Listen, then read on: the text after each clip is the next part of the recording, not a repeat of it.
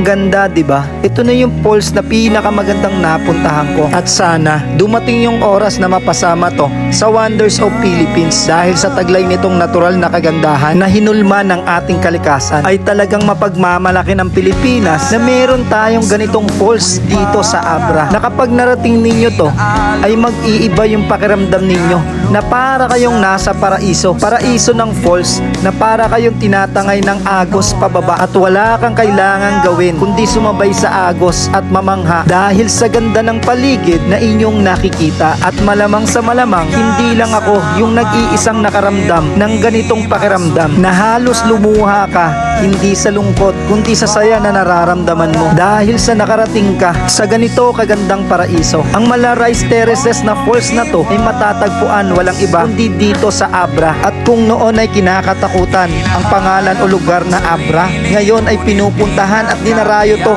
ng lahat ng mga turista dahil ngayon pa lang talaga nagpapakilala ng husto ang Abra sa mga tagungyamang kagandahan nito.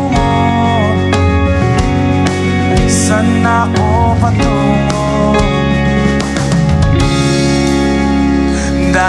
Dahan-dahan nating simulan muli ang pag-akbang.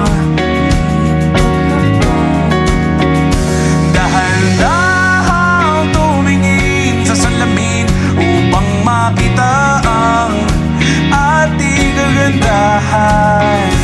Dahan-dahan iangat ang muka upang masilayan ang payapang kalangitan. Oo, pagod ka na,